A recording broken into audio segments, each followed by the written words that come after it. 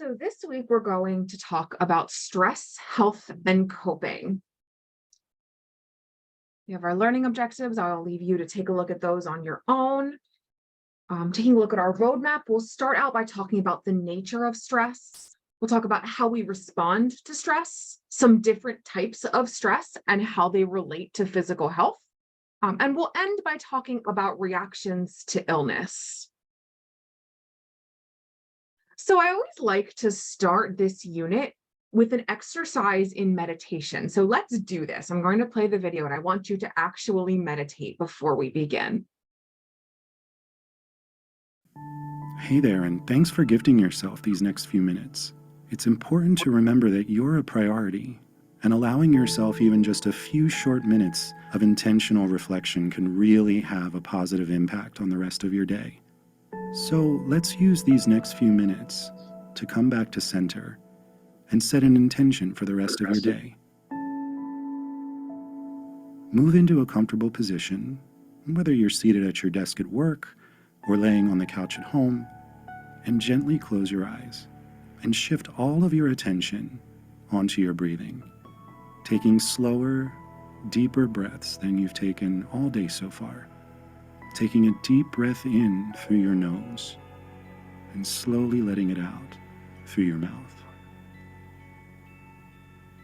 And continuing to breathe that way, feeling your lungs expand out as you inhale and contract back in as you exhale. Tune into your body, noticing how it feels. Noticing if there's anything that it's trying to tell you. Notice any place of tension or tightness in your body.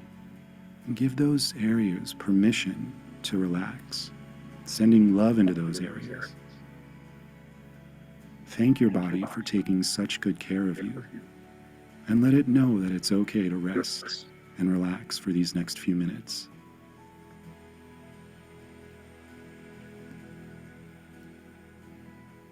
You may notice that your mind starts to wander off. That's okay. That's natural. Just notice it and bring your attention back to your body, using your breath as your anchor.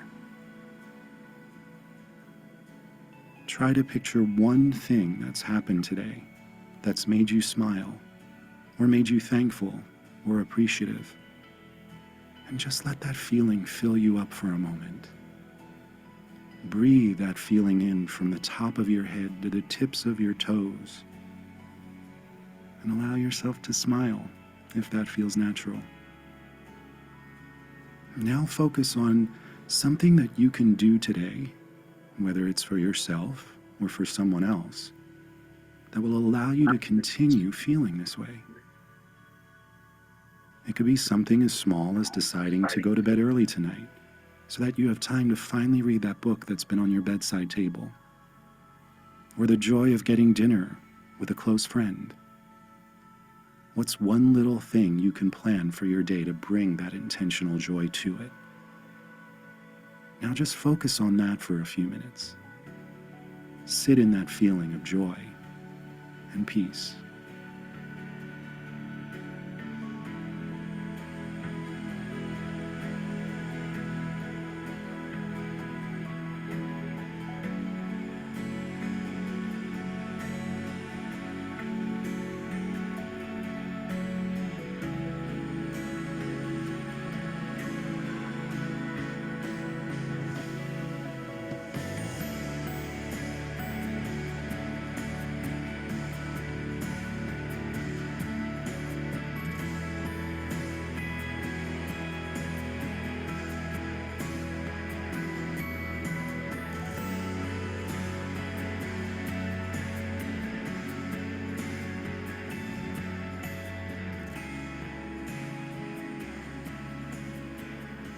Now let's take a few more deep breaths together.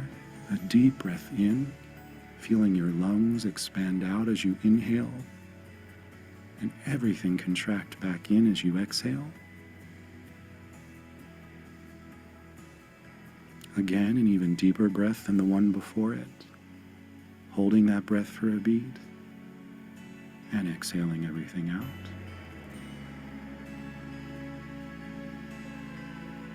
Last time, your deepest breath yet, sending that breath through your entire body. And exhale it out. And in your own time, slowly bring your awareness back to where you are. And thank yourself for taking these few minutes to just be intentional and kind to yourself. And when you're ready, you can gently open your eyes and enjoy the rest of your day.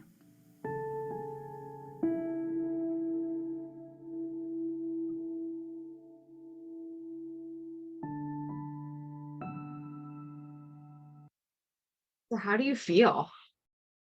I wonder how many of you actually meditate on a day-to-day basis. Not a lot of people do. But think about all of the things in our lives that are stressful.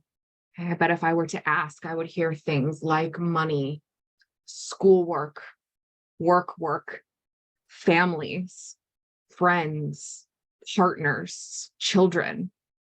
It's a long list, particularly for college students. College students experience their own particular level of stress.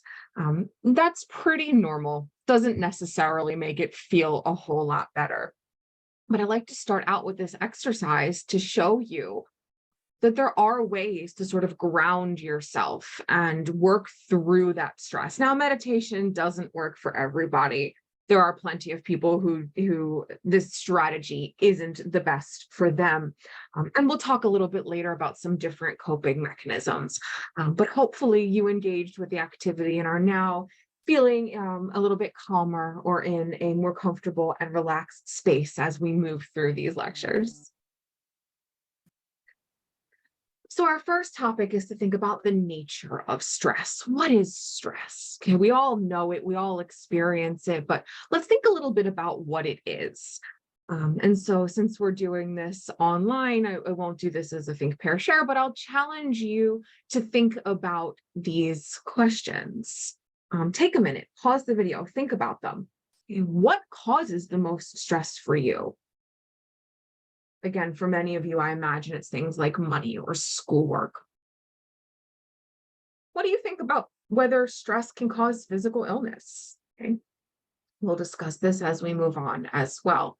And I also want you to be thinking about some of the things you do to help you manage stress. We all have different coping mechanisms. We all have different styles and strategies. And what works for some might not work for others. That's just part of the individualized nature. So stress is both universal, but it's also very specific to the individual. Okay, so you can sort of keep these in the back of your mind as we move forward. Unfortunately, stress is an everyday event. This is something that we see pretty regularly. It does ebb and flow a bit. Sometimes you'll find yourself in times of more heightened stress than others. I remember the weeks leading up to my dissertation defense, I just felt this constant level of heightened stress where everything just felt like so much to deal with. But once my defense was over, I remember feeling much calmer. Okay, so stress is like a roller coaster or like waves of the ocean. It ebbs and flows. Now, the biopsychosocial model, it looks scary, but if you break it down, it's talking about biology, psychology, and social factors. So this biopsychosocial model says that physical illness is caused by a complex interaction of these biological, psychological, and sociocultural factors. So it's not saying that biology doesn't matter. It's just saying that the factors operate in a context in which psychology and social interactions are also influential. So kind of we can't look at stress from any one of these models. We have to take the bigger picture. And stress, I asked you to think about what it means. Stress is any circumstance that threatens or is perceived to threaten one's well-being and burden one's coping abilities. Now, what do you think I mean by is perceived to threaten? Something threatens or it doesn't. Well, not necessarily. Okay. And this is where we see things like anxiety. Sometimes we perceive things as a giant threat. They may or may not actually be, but it's how we interpret them that really matters. Okay. So people who get really stressed out by public speaking might perceive the idea of getting up in front of their classmates as really stressful. They're perceiving that as a threat, and a burden to their coping abilities, whether or not it actually is. And as I mentioned, stress is an everyday event. We have routine stressors, right? Missing the bus, hitting traffic, um, dropping your lunch all over the floors are sort of routine day-to-day things. In and of themselves, they're not so problematic. But stress is cumulative. Think about what cumulative means. It sort of builds, and adds up. Okay, so it piles on. So if you just have one or two mild routine stressors, it's probably not going to cause a big issue in your day-to-day life. But think about when you have one of those terrible, horrible, no good, very bad days, right? Think about what happens on those days. It's when everything sort of comes together. And you wake up late, your partner drank the last of the milk, so now you have no milk for your coffee. And then you don't have time to get breakfast, so you're hungry, and it's builds and builds and builds, and then you get to work and somebody didn't do something they said they were going to do, and you just completely break down. Any one of those things probably wouldn't be that big of an issue, but when you put them all together, yeah, it can really add up. So that's what I mean when I say stress is cumulative. It can create great, I was supposed to say great problems, but whoops. So when we think about stress, think about something called appraisals. So a primary appraisal is an initial evaluation of whether an event is irrelevant, first of all. Second of all, we can think about it as relevant, but not threatening or stressful. Okay, so here we have irrelevant, we're not going to experience any stress here. Whether we think of it as relevant, but not threatening. Okay, so it's going to bother us a little bit, but it's not going to cause a problem, or something that is actually an issue. Okay, so once you decide whether an event is stressful, you move on. Okay, so this is something we've decided is stressful. We move on to these secondary appraisals. What we see here is an evaluation of your own coping mechanisms. Do you have the resources and the options for dealing with that stressor? If you do, your resources appear adequate, it makes it a little bit easier to deal with. Okay, so say you're stressed about an upcoming project for class, but you think about it and you realize you can meet with the professor, you can go to the writing center, you can talk to peers. So even though this is a relevant and threatening event that could be stressful, you have the coping mechanisms at hand that you're able to deal with it. So that minimizes the stress. Now, imagine that you have a class project and you really don't feel like you can talk to the professor. You don't have time to go to the tutoring center. You have a whole bunch of other things going on. Now your coping resources are inadequate. Now your coping resources are going to be taxed. And so that is what leads to the feelings of stress. Okay, so a lot of stress is sort of how we interpret it. Now, there's some different kinds of stress. Think about frustration. What does it mean to be frustrated?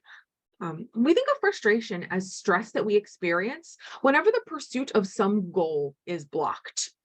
Traffic jams, that's a literal example. Okay, so your goal is to get where you're going, ideally as quickly as possible. And we see a traffic jam blocking your way. Yeah, that's going to cause you some frustration. Someone not responding to an email. Okay, so you're working on this project, maybe it's a group project for class, and in order to complete it, you need somebody to respond with an answer to a question and they're not doing it. Well, now you're frustrated because you can't finish your part without their part. Pressure is expectations or demands that one behave in a certain way. And we can further divide this into two categories: pressure to perform and pressure to conform. Performance, think about what performance means. Maybe being a stand-up comedian, maybe having job demands, maybe being an actor where you have to get onto a stage, if we take the word performance sort of literally at face value. This is different than conforming, where we're sort of falling in line with other people's expectations. Okay, so we're not really engaging per se. It's more about doing what other people expect us to do. And you can think back to when we talked about social psychology. Conformity to the norm is a really big part of the human experience. All right, who here is scared of change or hates change? I bet many of you that would apply. For me, I'd say it's about 50-50. Change is any sort of substantial alterations in one's living circumstances that require readjustment. Um, Change can be good, it can be bad, it can be stressful even when it's good. New job, okay? We could typically argue that that's a good thing, but it's still change. It's still learning new dynamics. It's still trying to figure out the new system and navigate a new system of your new job. So it can be stressful. The same with moving. Okay, moving can be really stressful because it's change. Maybe you are moving to your dream home, but it's still a lot of work and a lot of effort and something very different. Having a child, ultimate form of change related stress. It basically turns your world upside down in every possible way. Right. So change can be really stressful, and don't discount the power of happy change. It can still be quite stressful. And then there's internal conflict. So this refers to stress that occurs when incompatible motivations or behavioral impulses are competing for expression. Maybe when you want to do something, but you know it's bad for you. You want to binge eat that ice cream because ice cream is just so delicious and you had a hard week and you deserve it, but you know that that may not be in line with your fitness goals for that week. Okay, so internal conflict is things that are flashing, okay, within us. And there's different types of conflict. Okay, so the first one that your book talks about is approach. This is when you're making a choice between two attractive goals. Should I play tennis or should I play racquetball? Right, you can't really go wrong. You're making a choice, but there's not a lot of downside either way. Should I wear the blue sweater or the gray jacket? It kind of depends on what mood you're in. Should I have pizza or for dinner or spaghetti for dinner? Again, not really a lot of downside to these options. On the other hand, we have avoidance conflict. This is when you're making a choice between two unattractive goals. Maybe your job is really stressful and you don't enjoy it. It's kind of degrading. It's not something that brings you a lot of joy and happiness, but the alternative is unemployment and not earning any money. So you have a choice between two not so attractive goals. Or you have a lot of back pain, and the only way to address it is through surgery. Okay. Surgery is not ideal, but neither is living in pain. So you're forced to make a choice between two sort of more unpleasant or unattractive goals.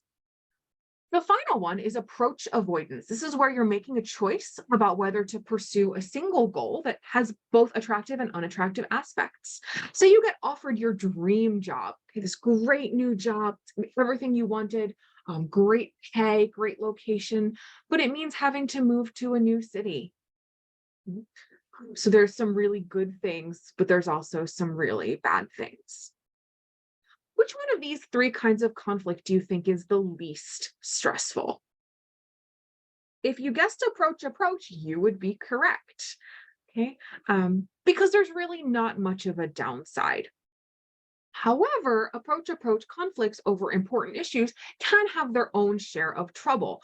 Imagine that you are torn between two college majors that both have really great value, or two romantic partners that you're attracted to both of them.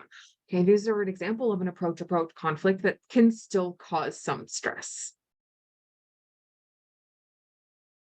Quick example, as a student, you're often faced with difficult choices. Maybe you have a big exam coming up, but you've also been invited for a fun weekend away with friends. Both of these are important to you and you don't know which one to choose. What type of conflict do you think you're facing here? Take a second and think about it. If you guessed A, you would be correct. This is approach, because you have two really great options. Okay, two things that are both equally attractive. Now, there's downsides to doing them, but you're forced to choose between two things that both have some good outcomes. That's what makes it approach. In the next section, we'll think about some of the different ways that we respond to stress and what that means for us as humans. So I will see you then.